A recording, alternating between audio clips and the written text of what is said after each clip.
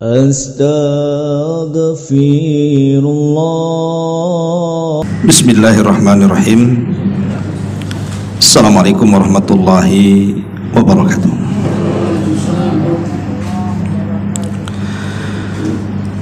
Alhamdulillah,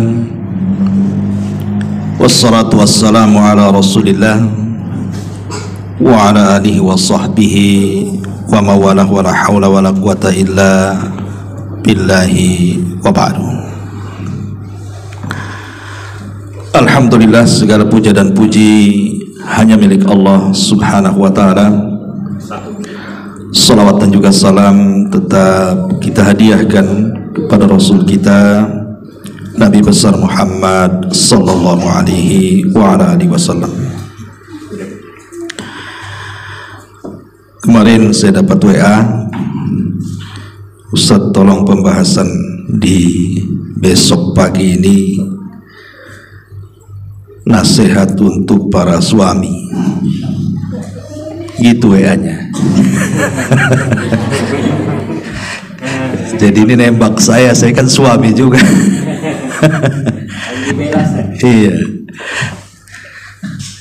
Iya, sebenarnya pembahasan ini pembahasan untuk orang yang sudah berumah tangga, dan pembahasan ini memang harus senantiasa diulang karena kebanyakan para ustadz ini biasanya yang dihantam itu ibu-ibu, hak seorang istri kepada suami, tapi jarang pula kemudian bicara tentang dosa-dosa suami. Tentu ini nasihat bagi saya pribadi karena saya juga seorang suami, dan juga para jamaah sekalian, sehingga pagi ini ibu cukup dengar saja. Jadi kajian fokus kepada bapak-bapak. Ma'asyiral muslimin wal muslimat rahimani wa rahimakumullah. Ayat yang sering dibaca kalau kita hadir di walimah al-arus, walimah nikah, biasanya ayat ini dibaca. Ayat apa itu? Surah 21 atau surah Ar-Rum ayat 21. Karena ini adalah asas orang berumah tangga. Allah subhanahu wa ta'ala berfirman, wa min ayatihi an khalaqalakum min anfusikum azwaja litaskunu ilaiha wa ja'ala bainakum mawaddatan wa rahmah inna fi dzalika laayatin liqaumin yatafakkarun. Dan di antara tanda-tanda kekuasaan Allah Azza wa Jalla, Dia menciptakan untukmu istri-istri dari jenismu sendiri supaya kamu merasa tenang ataupun tentram kepadanya.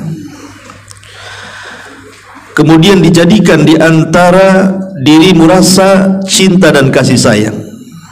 Sungguh pada yang demikian itu benar-benar tanda dari tanda-tanda bagi orang yang mau berfikir. Surah Rum ayat 21. Di dalam ayat ini Allah subhanahu wa ta'ala menyebut 3 kata. Yang pertama as-sakan, yang kedua al-mawaddah, dan yang ketiga ar-rahmah. Ini 3 perkara inilah yang melandasi setiap rumah tangga kalau ingin bahagia. Yang pertama as-sakan. Sakan itu artinya ketenangan, dan ketenangan itu tempatnya di hati. Rumah tangga kalau sudah tidak ada ketenangan tidak akan bahagia. Syarat rumah tangga senang itu adalah tenang hatinya. Kalau tenang hatinya, suami pun akan senang sama istrinya. Begitu juga sebaliknya. Coba kalau hatinya tidak tenang, hatinya stres, Kadang-kadang rumah luas saja orang tidak suka tinggal di situ. Tapi kalau hati senang, walaupun rumahnya anggaplah reot sempit, namanya tenang hatinya, ya tetap aja tinggal di situ. Dengan bahagianya dia tinggal di situ. Lah ketenangan ini itu bersumber dari dua kata setelahnya, al-mawaddah dan ar-rahmah. Pertama, al-mawaddah artinya cinta, ar-rahmah itu artinya kasih sayang. Cinta itu tidak bisa dilihat karena itu amalan hati, tapi bisa dilihat dari rahmat. Jadi kalau suami ibu cinta itu, lihat apakah dia ada rahmat atau tidak, karena rahmat itu berkenaan dengan akhlak. Karena orang tidak bisa dikatakan cinta kalau tidak ada rahmat. Banyak suami itu sebenarnya senang sama istrinya, tapi tingkah lakunya zalim. Kan ada tuh suami senang sama istrinya itu, cinta, tapi kelakuannya suka menzalimi, entah dengan kata-katanya, kelakuannya dan begitu seterusnya. Tapi dia cinta. Lah dalam bahasa Quran, walaupun dia cinta, itu bukan cinta, karena tidak ada rahmat di sini. Karena rahmat itulah yang menunjukkan tanda cinta. Cinta itu dalam hati, Bu. Kalau ibu ngomong sama suami, kamu itu cinta nggak sih sama saya? Suami tinggal ngomong cinta lah kan itu. Belum tentu itu kan ngomong saja cinta, karena cinta itu dalam hati, tidak bisa diucapkan dengan lisan. Hanya bisa dilihat dari perbuatan. Apa perbuatannya? Rahmat tadi, perbuatannya, akhlaknya itu, sayangnya suami kepada istri itu. Ada juga yang mengatakan bahwa cinta ini karena melihat sudut pandang yang lain, sebagaimana rahmat juga melihat sudut pandang yang lainnya. Dan kalau seandainya salah satu dari keduanya hilang, maka minimalnya rahmat jangan sampai hilang. Cinta bisa hilang dengan lamanya waktu berumah tangga, itu bisa hilang tuh. Entah karena banyak masalah, entah karena mungkin dulunya ibu cantik sekarang kurang cantiknya gitu ya. Dulunya lembut sekarang hilang lembutnya, dulunya muda sekarang sudah tinggal rentanya gitu ya. Itu lama-lama bisa hilang tuh cinta tuh. Tapi kasih sayang tidak boleh hilang, karena kasih sayang itu dilihat dari sudut pandang kelemahan. Jadi suami melihat kelemahan istri atau istri melihat kelemahan suami. Umpamanya suami melihat kelemahan istri, mungkin dia sedang sakit, mungkin dia sudah tua, sudah tidak cantik, sudah ini dan itu. Walaupun cintanya hilang, tapi karena kasihanlah. Kenapa nggak cari lagi? Kasihan. Itu bahasa kasihan itu yang menjadikan rumah tangga tetap langgeng itu. Tapi kalau sudah ada kasihan, nah itulah alamat tuh. Apalagi sudah tidak ada cinta, kasihan tak ada pula, ada masalah rumah tangga tuh. Ya. Itulah bahasa sakan mawaddah dan rahmat yang disebutkan oleh ahli tafsir. Baik, kita masuk pada pembahasan. Sebenarnya hak seorang suami kepada istri itu landasannya cuma satu ayat saja. Apa itu? Surah An-Nisa ayat 19. Allah Subhanahu wa taala mengatakan wa ashiruhunna bil ma'ruf. Pergaulilah istri-istri kalian dengan cara yang baik. Kalau paham ayat ini, berarti pahamlah seorang suami menjadi suami, bahwa kita disuruh oleh Allah Subhanahu wa taala untuk menggauli mereka dengan cara yang baik. Makanya Nabi SAW ketika khutbatul wada, bayangkan khutbah wada, khutbah perpisahan itu, artinya setelah itu Rasul meninggal. Tentu pesan-pesan sebelum meninggal itu kan tidak sembarang pesan, pasti akan pesan-pesan terbaik yang disampaikan kepada umatnya, karena setelah itu Rasul tidak akan hidup lagi. Lah salah satu pesan yang dipesankan pada khutbah Hajjatil Wada itu adalah istausu bin nisa'i khaira. Istausu, wasiatkan kalian, jaga istri-istri kalian dengan baik. Itu nasihat dan pesan Nabi SAW.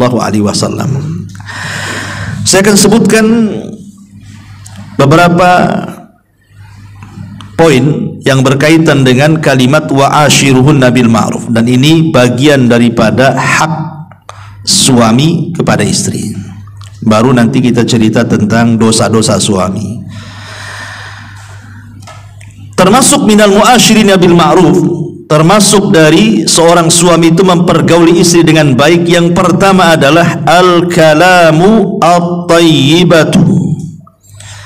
Berusaha seorang suami itu kalau bicara santun. Kita saja kalau ngomong sama orang,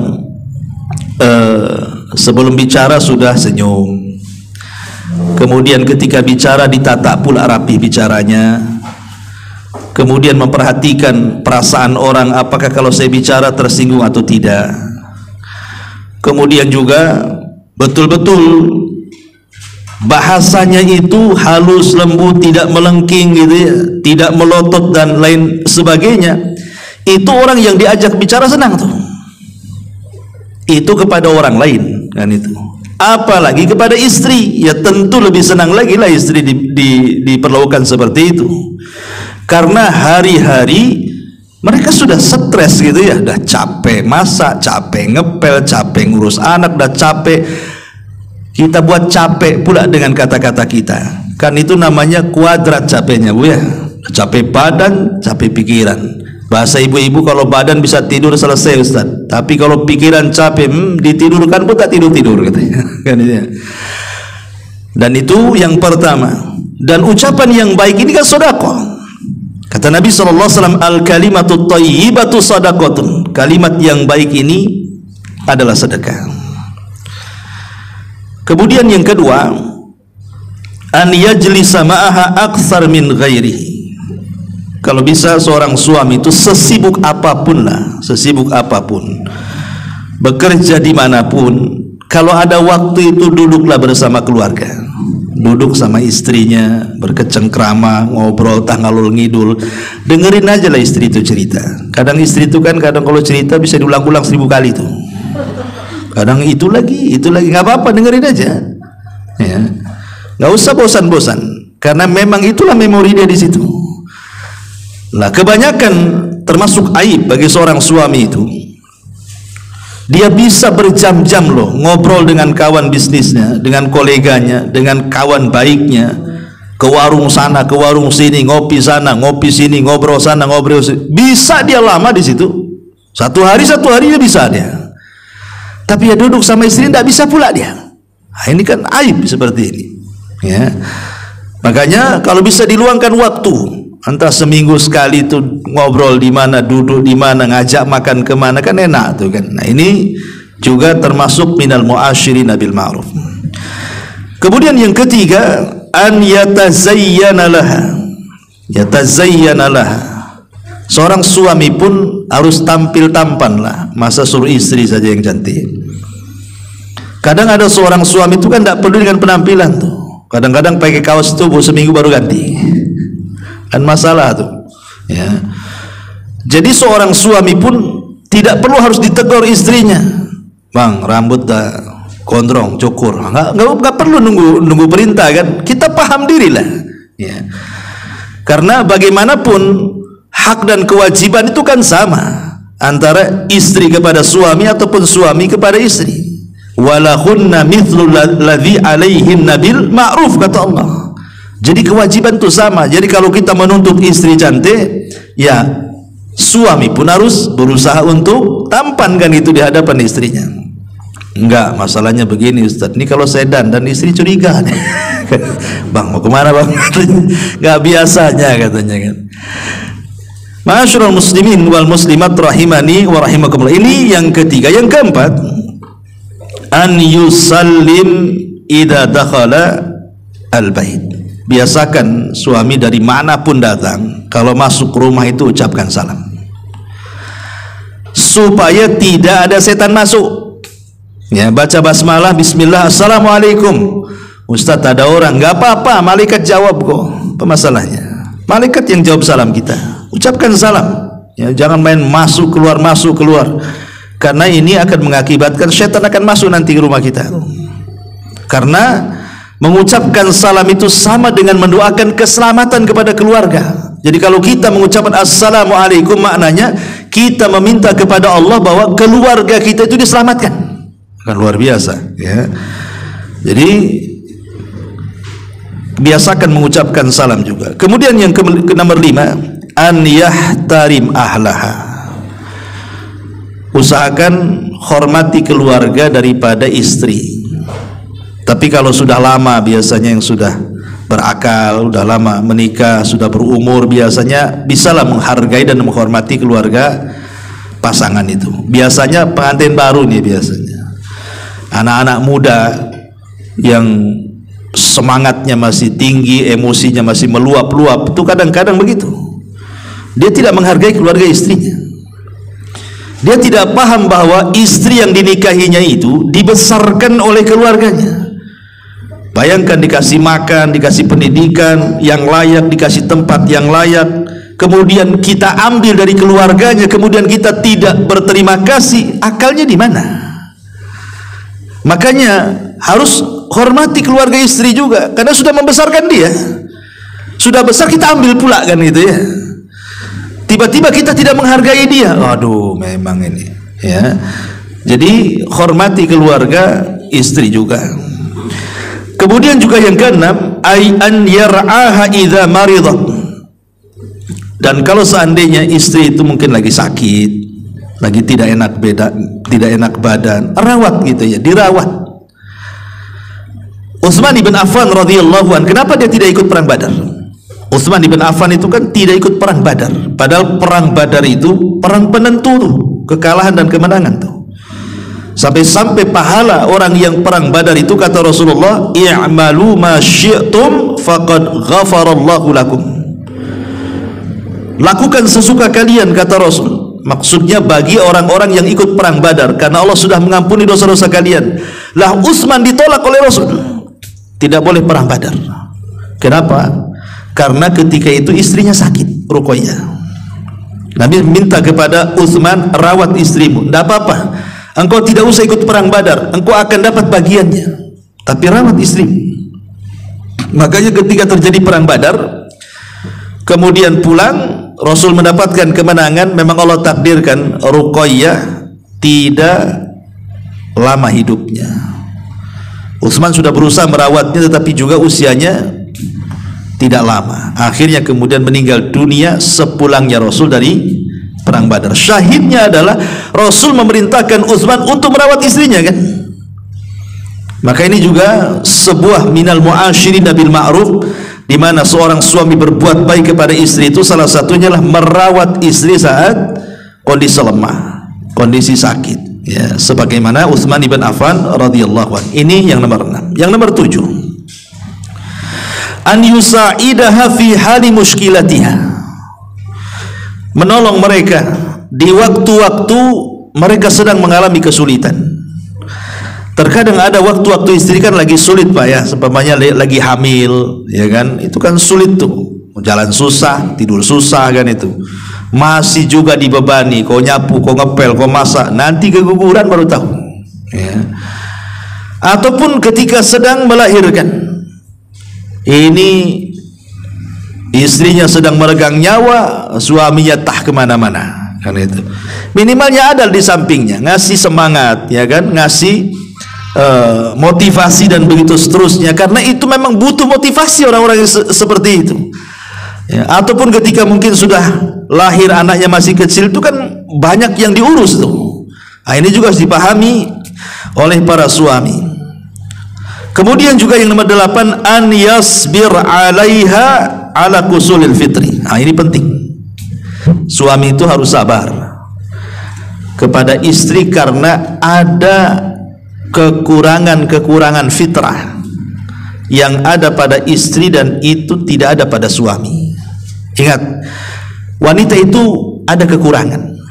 Kekurangannya dua. Satu agamanya, satu lagi akalnya. Jadi dua perkara ini ada pada setiap wanita. Kurang agama dan kurang akal. Secerdas apapun wanita, pasti kurang dua ini. Pertama di agamanya. Makanya kenapa kemudian istri itu dijadikan istri itu untuk menyempurnakan kepemimpinan suami, tapi suami menyempurnakan istri itu untuk menyempurnakan perasaan istri yang kurang tadi. Pertama agama, karena ada waktu-waktu tertentu wanita itu datang bulan, datang haid, kurang agamanya, dia tidak sholat, ya, dia tidak puasa, banyak perkara-perkara terhalang gara-gara haid. Itu namanya kurang agama. Yang kedua kurang akal, karena lebih mengikuti perasaan, maka tampillah suami untuk menyempurnakan perasaannya itu. Lah salah satunya adalah hadis Nabi SAW yang mengatakan ketika diperlihatkan neraka, apa kata Nabi SAW? Ra'aitun nar fa idza aktsaru ahlihan nisa. Diperlihatkan kepadaku api neraka, rupanya penduduknya kebanyakan perempuan tuh. Jadi penduduk neraka itu kebanyakan mama tuh, ya. Jadi Nabi SAW ditanya oleh para sahabat, lah kok banyak mama di neraka ini, kenapa? Apa mereka tidak sholat? Sholat. Mereka tidak puasa? Puasa. Mereka tidak sedekah? Ahli sedekah malah. Mereka tidak sholat malam? Sebagian mereka ahli sholat malam. Lah kenapa kemudian mereka bisa masuk neraka? Maka Nabi SAW menjawab, fa innahunna yakfurnal ashir. Dosanya satu, karena banyak istri itu yang kufur kepada suami. Apa bentuk kufurnya? Apabila seorang suami itu sudah berbuat baik walaupun sepanjang hayatnya, dia berbuat baik sama istrinya, tidak pernah berbuat jahat. Tiba-tiba satulah suami itu melakukan kejahatan, maka yang dipikir yang satu kejahatannya, yang seumur hidup kebaikan itu lupa itu di kepalanya. Dan dia katakan, engkau belum pernah berbuat baik sedikit pun. Itulah istri, ya Bu ya. Coba bayangkan, suami sudah kerja capek, udah kasih rumah, kasih nafkah, kasih sayang, sekali berbuat salah, apa kata istri? Memang gak ada perhatian abang ini. Lah anak 10 gak diperhatiin. Di sekolah kena tinggi-tinggi, dia bilang gak ada perhatian.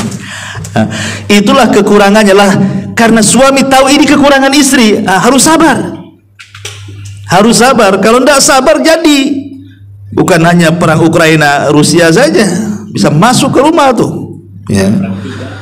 Jadi harus melihat, oh istri itu punya sisi-sisi kurang, fitrahnya itu kurang di situ.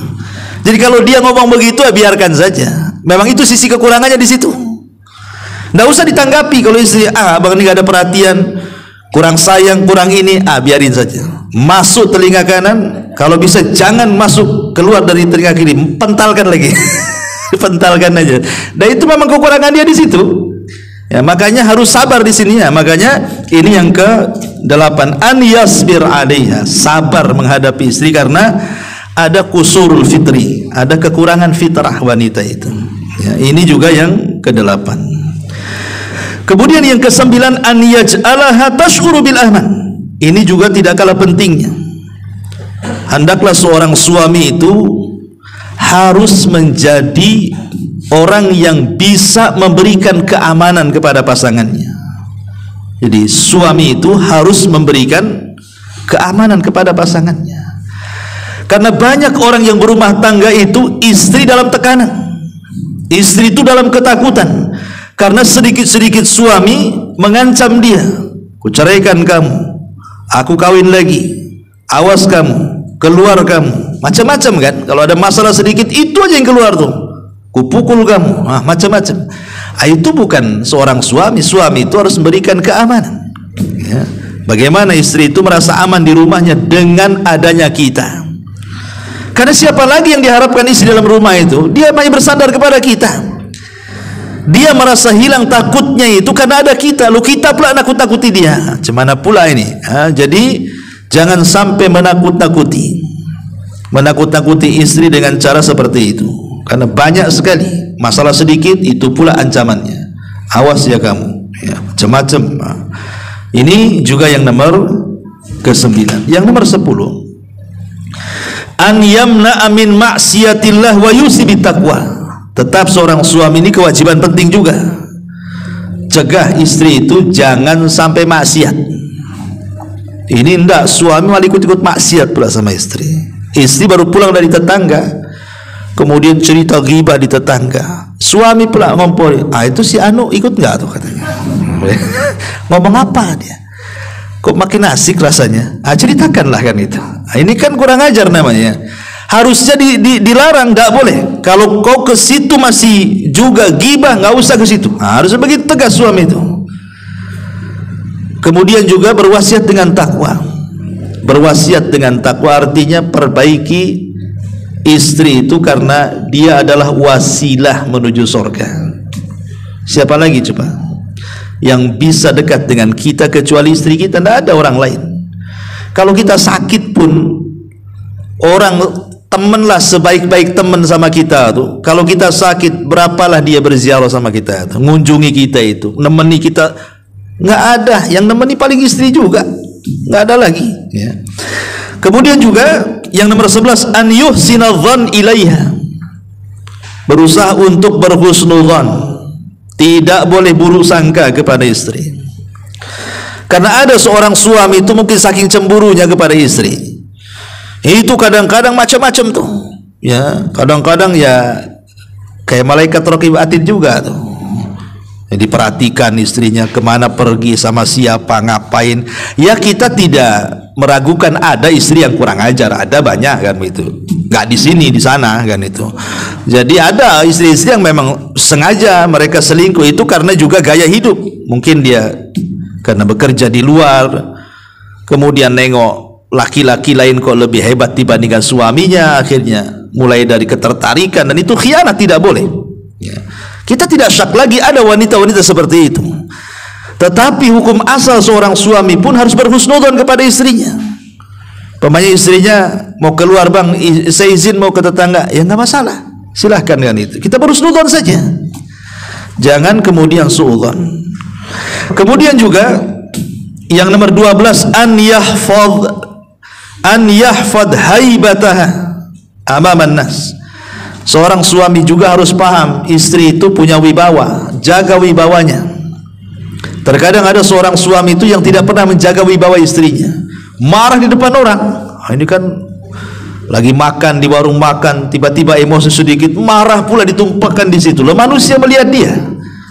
Sekarang zaman medsos, akhirnya ada yang moto kan itu ya, viral jadinya tuh. Ini kan masalah ini. Jadi tetap berusaha untuk menjaga haibah. Haibah itu maksudnya kemuliaan seorang istri, baik di depan anak, di depan keluarga, di depan manusia. Tetap kalau marah itu jangan kemudian menjatuhkan karakternya.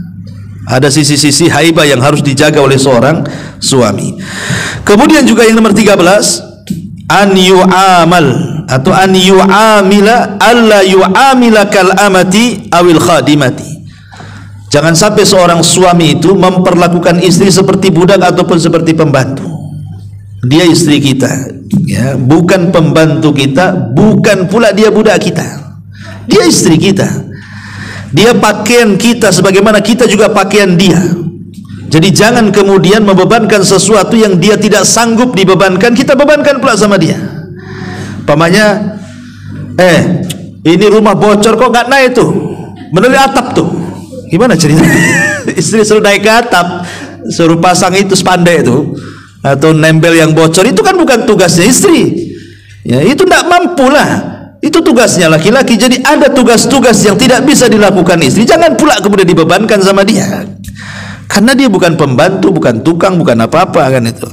Kemudian juga yang nomor 14, an-nafaqatul wajibah. Nah, ini yang jelas ya, tetap memberikan nafkah, dan nafkah itu ada 4 perkara. Pertama makan, kemudian makan minum ya, kemudian juga tempat tinggal, kemudian pakaian dan obat-obatan. Ini namanya nafkah wajib ya. Ngasih makan, ngasih minum wajib, ngasih pakaian wajib, ngasih tempat tinggal wajib, dan ngasih obat-obatan kalau dia sakit, bawa ke dokter, belikan apotek, itu semua wajib. Ini nafkah wajib. Tidak boleh bagi seorang suami untuk tidak melakukannya. Dan sekarang terbalik dunia ini. Suaminya di rumah, istrinya suruh keluar negeri, ya kan, suruh jadi pembantu lah, jadi ini apa ini? Nggak punya malu suami yang seperti ini. Karena bukan tugas dia mencari nafkah, tugas kita selaku laki-laki yang mencari nafkah. Aib seorang suami itu, dia tinggal di rumah, istrinya bekerja, nggak ada rujulahnya kata orang Arab itu, kelaki-lakiannya lo nggak ada. Bagusnya kalau suami di rumah, istri yang kerja, bu, kasih daster bu ya.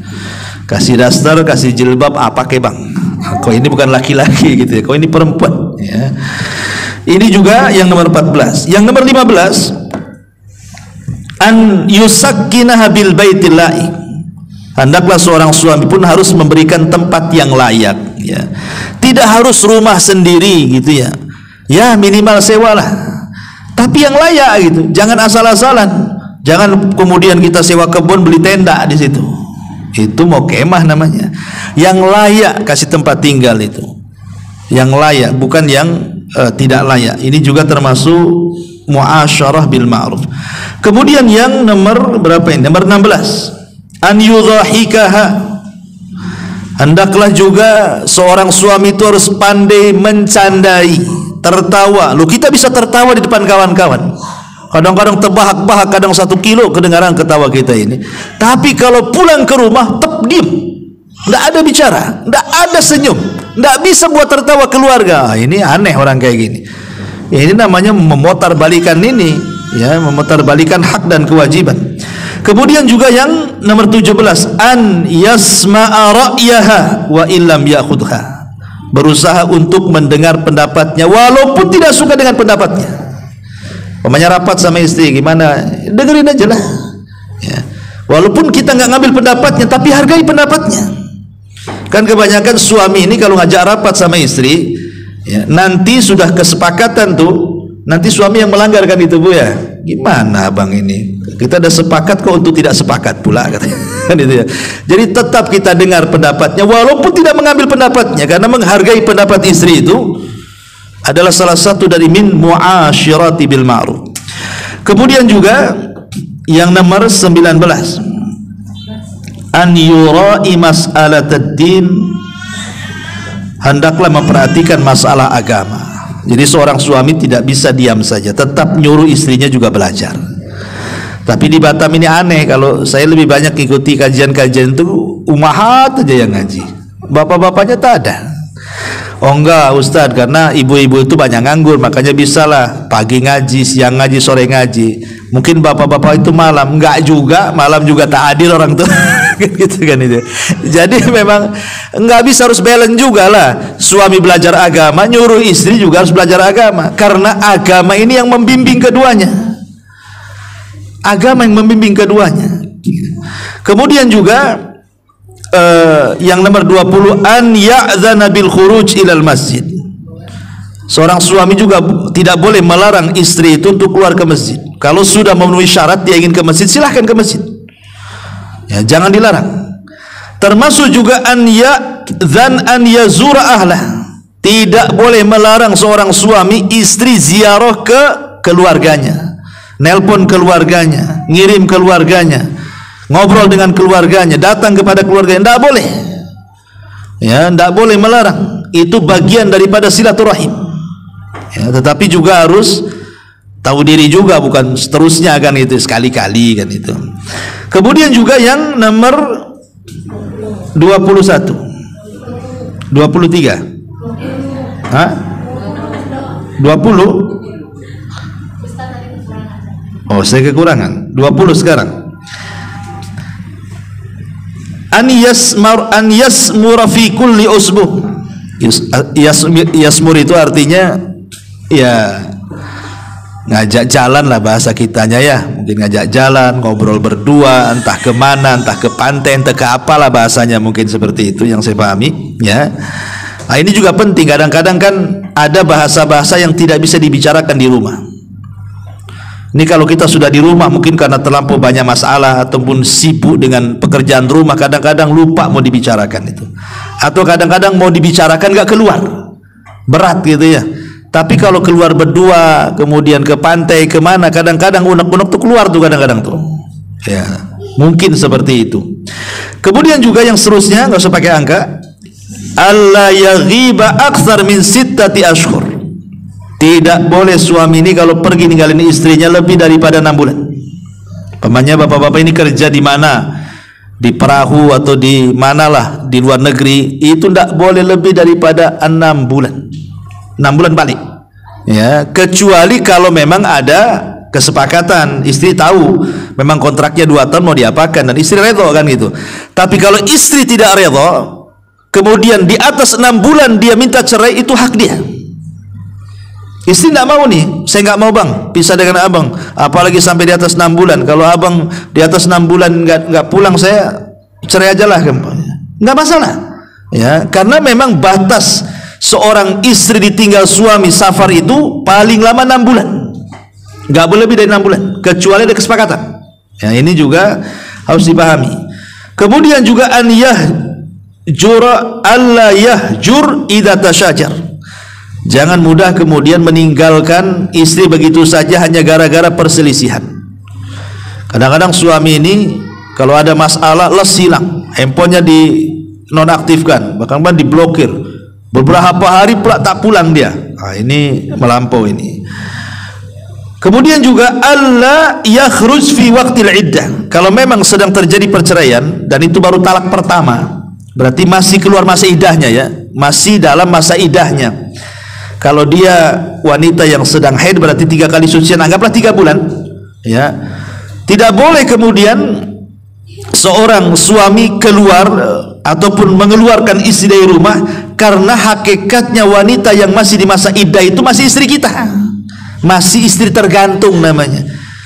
Apakah kita mau rujuk ataukah mau pisah, tapi kan posisi dia masih istri, nggak boleh kita keluar ataupun mengeluarkan dia. Nah, ini juga salah satu adab yang dipahami. Termasuk juga kalaupun terjadi perceraian dan punya anak, tetap tanggung jawab suami itu walaupun sudah mantan, maka dia tidak terputus dengan kewajiban berikan nafkah kepada anaknya. Harus sampai dia besar, itu kewajiban bapaknya, bukan kewajiban maknya. Walaupun maknya nikah lagi, walaupun suaminya menikah lagi, tetap yang namanya anak-anak, nafkah wajib diberikan kepada dia. Dan begitu seterusnya. Inilah diantara adab-adabnya ya. Nah, kita masuk pada poin yang kedua. Apa saja dosa-dosa para suami ini? Ya termasuk saya kan itu ya, termasuk antum semuanya atau yang mendengarkan kajian ini, tolong perhatikan. Ini dosa-dosa kita nih bapak-bapak nih. Ma'asyiral muslimin wal muslimat rahimani wa rahimakumullah. Yang pertama, tidak memberikan nafkah. Banyak para suami itu tidak memberikan nafkah, sehingga banyak istri-istri yang juga mengeluh ke saya tuh, suami saya tidak tanggung jawab Ustaz ya, saya pula suruh kerja, padahal itu kerjaan dia nganggur, tidur aja di rumah kerjanya. Ini dosa suami. Suami tidak boleh melakukan hal ini, aib bagi anda. Berikan nafkah, makan, minum, pakaian, tempat tinggal dan obat-obatan. Itu kewajiban kita bapak-bapak. Kalau tidak berdosa, kafa bil mar'i ithman an yudhayyi biman yakut, kata Rasul. Cukuplah orang itu dikatakan berdosa ketika dia melantarkan orang yang wajib untuk diberikan nafkah. Ini yang pertama. Kemudian yang kedua, seorang suami berani mengambil harta istri. Karena ada itu suami itu, istrinya kerja, suami tak kerja, dia minta pula uang sama istrinya. Mana hasilnya? atau mungkin dengan cara khilah lah umpamanya, memang tidak kasar mintanya, tidak keras, tetapi dia berdusta. Bisa nggak ya pinjam dulu deh, inilah itu gemulai supaya dapat kan? Nggak boleh, karena harta istri solid milik dia, nggak ada hak kita di situ. Tapi kalau harta kita ada bagian istri. Tapi kalau harta istri tidak ada bagian kita, kecuali kalau dia berbuat baik sama kita ngasih. Kalau dia tidak mau ngasih, jangan dipaksa. Kalau kita maksa itu namanya maling, ya. Maka tidak boleh kemudian seseorang suami mengambil kekayaan atau harta istri yang memang dia dapat dari jerih payahnya, baik dengan cara zalim, dengan cara dusta, dengan cara paksa. Naudzubillah. Ya, ini dosa juga nih, tidak boleh. Kemudian juga yang nomor 3, memaksa istri untuk tinggal di rumah orang tuanya. Umpamanya kita yang laki-laki ini punya orang tua, karena kasihan dengan orang tua sendiri, dipaksanya istri, kau harus tinggal sama ibuku, sekalian jaga dia. Nggak boleh, nggak boleh memaksa istri untuk tinggal di rumah orang tua suami, kecuali kalau seandainya kita minta dengan lembut, tolonglah deh, ini orang tua saya, kita kan udah lemah, sering sakit-sakitan, bisa nggak sementara waktu tinggal? Itu udah masalah, itu kan kebaikan, ya. Tapi kalau suami maksa, kau harus tinggal di situ, kalau nggak aku ceraikan kamu, ini udah ngeri nih, ya. Ini bukan kewajiban, karena kewajiban kita selaku suami itu bukan hanya kepada orang tua, tapi juga ada kewajiban kepada istri memberikan tempat tinggal, memberikan kekuasaan di situ, kamarnya sendiri, dapurnya sendiri, ruang makannya sendiri, dan tidak ada orang yang berusaha untuk menyaingi di situ. Sebab kalau tinggal dengan orang tua itu banyak masalah biasanya. Maka ini sebuah kesalahan suami memaksa istrinya tinggal di rumah orang tuanya. Ingat, istri itu kalaupun bantu orang tua itu karena dia berbuat baik kepada kita suami, bukan kewajiban dia. Karena dia ingin berbuat baik kepada kita, makanya dia baik pada orang tua kita. Jadi itu hanya tabarruk saja, sifatnya berbuat baik saja. Ma'asyiral muslimin yang dimuliakan Allah azza. Atau lebih parah daripada itu, dipaksanya bantu saudaranya. Ini lebih parah lagi, yang sama orang tuanya saja enggak, ini sama saudaranya. Dipaksa supaya umpamanya mencucikan pakaian saudaranya, merawat rumah saudaranya, enggak ada kewajiban. Ya, nggak boleh seorang suami kemudian meminta kepada istri untuk membantu keluarganya, nggak ada kewajiban sama sekali. Kalaupun memang mau bantu, ya hanya berbuat baik saja. Ya. Kemudian juga kesalahan berikutnya adalah mudah menceraikan istri tanpa sebab. Entah karena sudah ada perempuan lain, atau entah karena masalah apa gitu kan, udah nggak suka dengan istri langsung main cerai-cerai gitu. Maka tidak boleh seseorang itu kemudian seorang suami asal menceraikan istri tanpa sebab atau menakut-nakuti untuk diceraikan tanpa sebab. Kalau ada sebab nggak apa-apa. Seperti Rasul itu kan menakut-nakuti menceraikan istri karena sebab. Contoh umpamanya, Nabi ini kan sudah berusaha nih ngasih nafkah sama istri-istrinya, tapi ada sebagian istri yang kurang terima, akhirnya demo sama Nabi, minta tambahan belanja. Nabi sudah berusaha kan begitu. Bayangkan istri Nabi aja minta tambahan belanja lah Pak. Ya, saya kira ibu-ibu lebih parah lagi kan itu ya. Ya. Iyalah tahu, jelas gitu. Tengok penampilannya. Intinya bahwa kalau ada sebab, ya tidak apa-apa. Rasul marah kan akhirnya. Akhirnya turun ayat kan. Kalau mereka in kuntunna turidnal hayatad dunya, menginginkan kehidupan dunia, kasih. Habis itu ceraikan dengan cara yang baik. Tapi kalau mereka memilih Allah dan Rasulnya, maka tetaplah bersama mereka. Di sini Nabi SAW menakut-nakutikan istrinya untuk diceraikan gitu. Tapi kan ada sebab. Tapi kalau tidak ada sebab, tidak boleh. Ya. Ini juga termasuk dosa suami. Dan yang lebih parah nih dosa suami adalah al-dharbu wa taqbih wa yakhar wa yuhin awitrud minal bait min ajlil ikhtilafat baina zawjaini. Yang lebih parah adalah ketika ada masalah sedikit, suami udah main tampar, ya udah main tangan lah bahasanya, kemudian menjelek-jelekan, kemudian menghina dia, kemudian mengusir dia. Ini sudah kelewat. Ini tidak punya rahmat ya. Kalau suami suka mukul itu tidak ada rahmat. Karena Nabi SAW tidak pernah memukul istrinya, memukul pembantunya. Pembantunya pun tidak dipukul, apalagi istrinya. Bahkan Nabi SAW terang-terangan loh di hadapan para sahabat mengemukakan kecintaan kepada istrinya. Ketika Nabi ditanya oleh Amr bin As, Rasul, di hadapan para sahabat tuh, Rasul, siapa yang paling Anda cintai, katanya.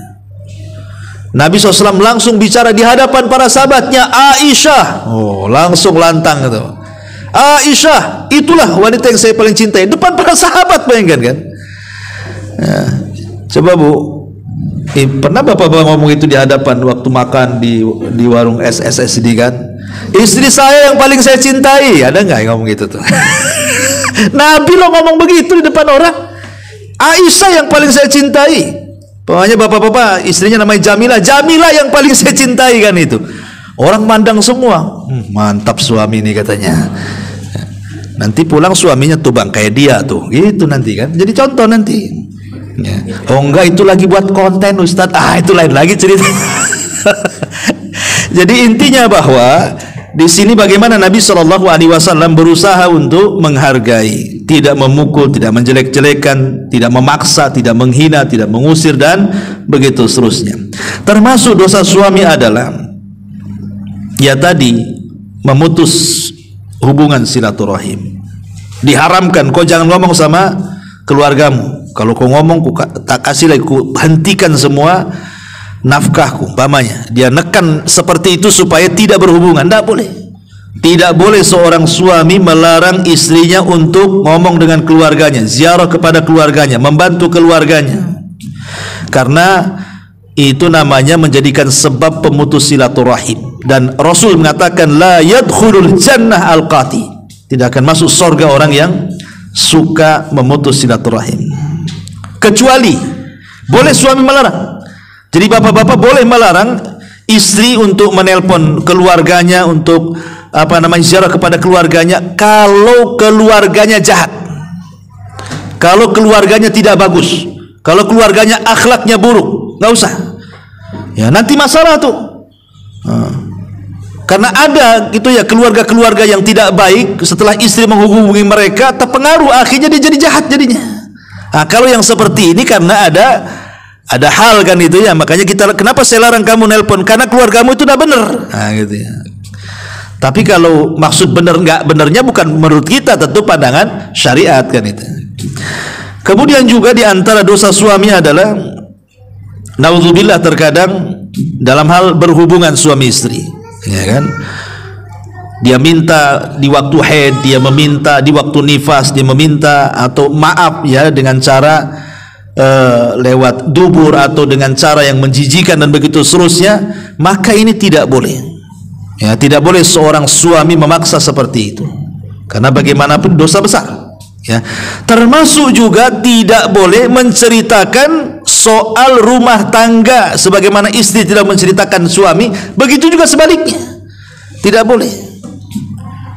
Macam mana istrimu ya? Istriku kok kayak gini ya? Nggak boleh itu. Ya kan banyak tuh, terutama orang-orang awam. Saya kalau kadang-kadang di tempat kerja tukang-tukang ini kadang-kadang saya dengar juga tuh, aduh istriku payah katanya. Istrimu gimana? Lah sama istri curhat tuh, rupanya bapak-bapak juga ada yang suka curhat tuh rupanya. Saya pikir mak-mak aja yang kayak gitu tuh. Rupanya ada juga, ndak boleh menceritakan istri kepada orang lain. Cukuplah kita suami yang tahu kondisi mereka. Kemudian juga hajrul az-zawjati fil firasi bal ayyam la hiya mutallaqah wala mutazawwijah. Kadang-kadang kalau ada masalah nih, seorang suami ini membiarkan istrinya tidak dicerai, ya tidak juga dipergaul dengan baik kan. Ada suami yang kayak gitu tuh, dibiarkan istrinya sampai istrinya terkatung-katung kan gitu. Kalau memang statusnya dia janda, berarti kan dicerai itu. Tapi tidak juga, suami tak menceraikan dia. Kalau dia statusnya memang istri, ya tidak juga, karena tidak memberikan nafkah yang layak bagi dia. Nah, ini ada suami-suami itu yang sengaja menggantungkan istri seperti itu. Ini dosa, tidak boleh. Tegas, kalau mau diceraikan, ceraikan. Kalau mau lanjut, diperbaiki dengan baik gitu ya. Maka ini juga yang harus dipahami. Dan salah satu juga dosa suami adalah tidak pernah mengajarkan agama, atau tidak mengarahkan kepada agama, atau tidak mengarahkan kepada akhlak al-karimah. Dibiarkanlah istri itu buka aurat, kesana kemari nggak pakai jilbab, ya tenang-tenang saja, itu dayus namanya. Ya, Nabi SAW melaknat tuh laki-laki yang disebut dengan dayus. Kenapa? Karena mereka tidak punya kecemburuan ketika istrinya bermaksiat. Anaknya bermaksiat dibiarkan saja, dayus, tidak boleh, dilaknat oleh Nabi SAW. Ma'asyiral muslimin wal muslimat rahimani wa rahimakumullah. Intinya bahwa dari kewajiban ini semuanya, bahwa selaku suami, tanggung jawab yang paling berat adalah dua. Pertama, masalah agama, yang kedua masalah akhlak. Ini saja sebenarnya, arahkan istri kepada agama dan arahkan istri kepada akhlak, baru akan tercapai apa yang disebut dengan mawaddah. Agama itu mawaddah, akhlak itu rahmat. Ya, jadi kalau seandainya dapat dua-duanya, insya Allah kita akan bisa mendidik istri kita. Kalau tidak, maka tidak. Betapa banyak suaminya bagus agamanya tapi tak bagus akhlaknya, masalah juga. Ustadz, suami saya udah ngaji loh, bahkan ngaji depan ustadz pula. Itu ada juga istri kayak gitu tuh. Emang kenapa? Tapi itulah kadang-kadang dia masih suka mukul, gak mau kerja, malas, dan itu yang seperti ini kan terjadi nih kan. Udah ngaji, paling depan ngajinya, tapi tidak punya akhlak, makanya rusak. Dari sini kata Nabi SAW, "Idza ja'akum man tardawna dinahu wa khuluquhu fazawijuhu." Kalau ada laki-laki datang melamar anak perempuan kita, kok bagus agamanya, bagus akhlaknya, cepat nikahkan dengan dia. Kalau tidak, rusak anak kita. Kalau tidak, rusak anak kita. Masalahnya di zaman sekarang ini, mungkin karena sudah salah ya ketika menimbang membuat definisi kebahagiaan itu. Kadang orang masih berpikir bahwa bahagia itu ada di harta, bahagia itu ada di pangkat, jabatan, dan begitu seterusnya, bukan di agama. Terkadang ketika kita memilihkan jodoh anak kita itu, yang pertama kali ditanya itu bukan soal agama tuh, justru yang lainnya. Contoh mamanya, ada dua orang melamar anak kita, satu pula dokter, gaji pula besar, rumah pula di Sukajadi, mobil pula mewah kan itu, gaji 100 juta tiap bulan. Yang satu pula anak Jabal Uhud, ya, hafal Quran, hafal hadis, tapi tinggal di Ruli, orang tuanya banyak utang. Umpamanya anaknya pula melamar kita, kadang-kadang pikir, yang ini aja lah bang, katanya. Yang mana yang ini? Yang itu tuh, yang mobilnya bagus tuh, katanya. Mesti gitu otak kita kan, karena dipikirnya bahwa itu yang membawa kebahagiaan. Betapa banyak anak-anak yang kemudian dinikahkan dengan orang kaya, dizalimi akhirnya, nangis dia karena tidak sekufu gitu ya.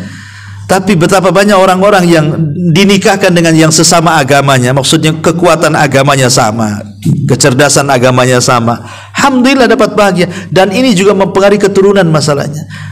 Oke lah, mamanya saya lihat anak kita bahagia karena suaminya kerjanya bagus, orang kaya, belum tentu turunannya bagus.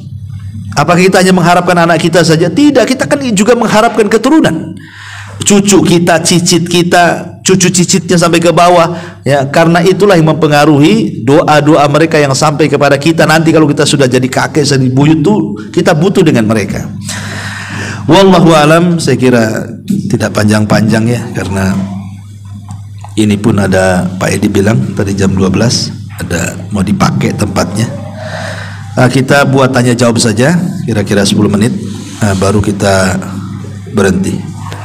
Silakan kalau ada yang mau bertanya. Takut nanya.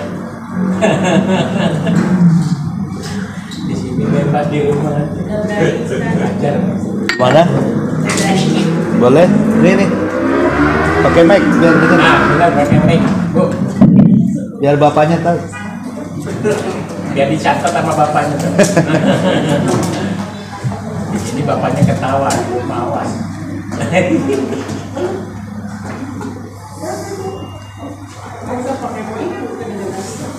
Pakai mic lah biar dengar. Kalau saya nggak mau nanya, Ustaz, takut. Oh. Ya udah, nanya lo pakai WA aja lah ya. Gimana? Oh, derajat.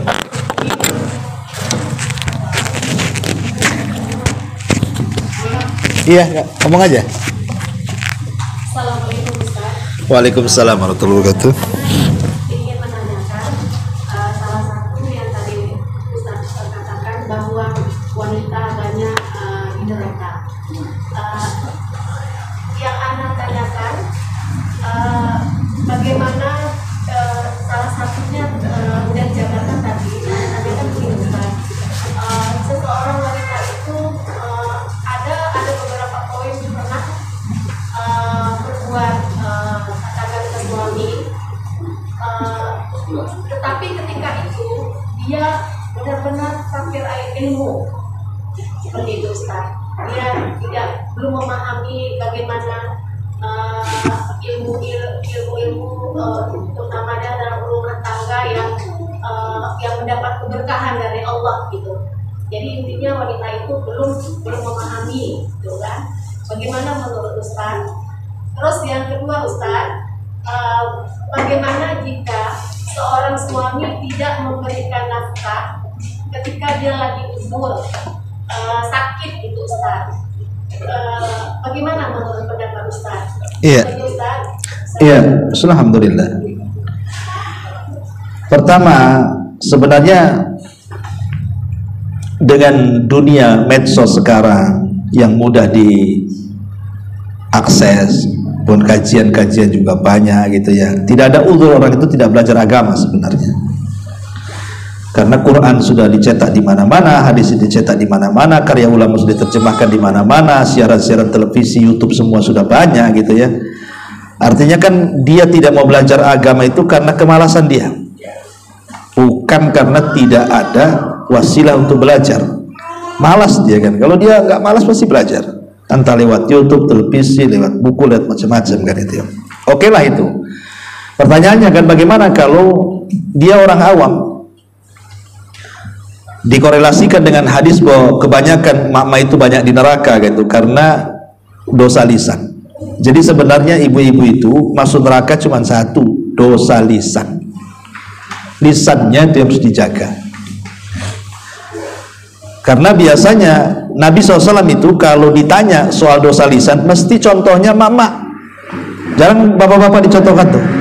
Contoh dalam hadis Bukhari yang dikeluarkan oleh Imam Bukhari, bukan dalam Sahihain tapi dalam kitabnya Adabil Mufrad. Dari hadis Abi Hurairah radhiyallahu an, ada seorang sahabat bertanya kepada Rasul, "Inna fulanatan taqumul laila wa tasumun nahar wa tasaddaqat bi fuduli amwaliha wa taf'al wa taf'al." Rasul, ada loh mak-mak tuh kalau sholat rajin, kalau puasa rajin, sedekah rajin, semua rajin ibadahnya. Tapi satu pula si mak itu kekurangannya. Walakin tu'dhi jiranaha bilisaniha. Tapi lisannya itu suka kali nyakiti tetangganya. Apa kata Rasulullah?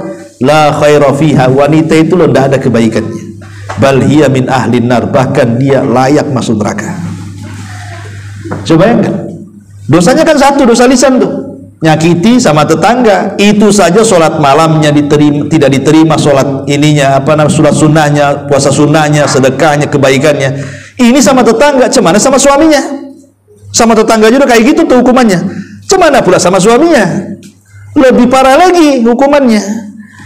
Nah, jadi kalau seandainya memang sudah terjadi, ya tinggal bertobatlah, minta ampun kepada Allah Subhanahu wa taala, kemudian minta keridhaan suami. Dan biasakan supaya jangan kekurangan fitrahnya itu nampak kali, Bu. Biasakan ibu redho dengan pemberian. Kata Nabi kepada Abu Hurairah, "Irda bima qasamallah lak."